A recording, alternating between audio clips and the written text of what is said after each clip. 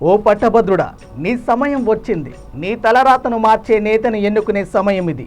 నీ బ్రతుకు భవిష్యత్తును మార్చే పట్టభద్రుల ఓటు నీ జీవితాన్ని పట్టాలెక్కిస్తుందా? డబ్బు, మద్యం, లొంగి నీ చదువును తాకట్టు పెట్టుకోకు. పథకాల కోసం ప్రాకులాడకు. ప్రభుత్వ ఉద్యోగాల కోసం పోరాడు. ఉన్నవాడు ఉన్నవాడుగానే బతుకుతుండు, లేనివాడు లేనోడుగానే ఉంటుండు.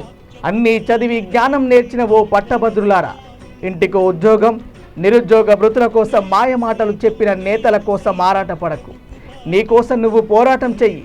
నీ ఓటు ద్వారా యావత్తు సమాజాన్ని జాగృతపరిచి సరైన నాయకుడిని ఎన్నుకో. వరంగల్, నల్గొండ, ఖమ్మం పట్టభద్రుల ఎన్నికల్లో నీ చూపుడు వేలు ఎందుకోసమో, ఎవరి కోసమో, దేనికోసమో తెలుసుకో. ఈ వేలు ఎప్పుడు ఉపయోగించేది? దేనికోసం, ఎందుకోసం? వేలెత్తి చూపడానికి, ప్రతి దాన్ని ప్రశ్నించడానికే. పిండి, పప్పులో బియ్యం, నూనె, సబ్బులు ఇవన్నీ కొన్నప్పుడు ఎన్ని ప్రశ్నలు అడుగుతారు మీరు? ఈ పిండిలో కల్తీ లేదు కదా? ఈ బియ్యంలో రాళ్ళు లేవు కదా? ఈ సబ్బు నురగ బాగా వస్తుంది కదా?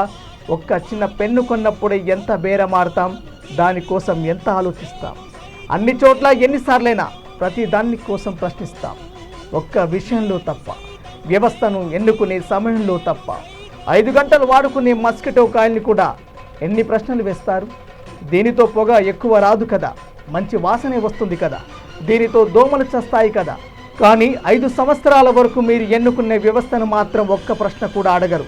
ఒక్క ప్రశ్న కూడా అడగరు, అడగలేరు కూడా. ఎవరు మిమ్మల్ని ఓటు అడుగుతున్నారు?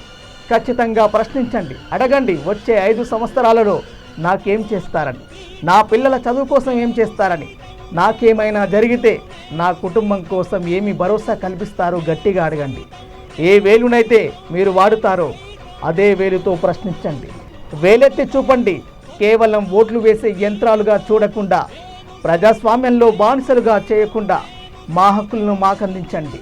స్వార్థపూరిత అధికార అహంకారంతో మీ గుప్పిట్లో బంధించకండి. జై హింద్.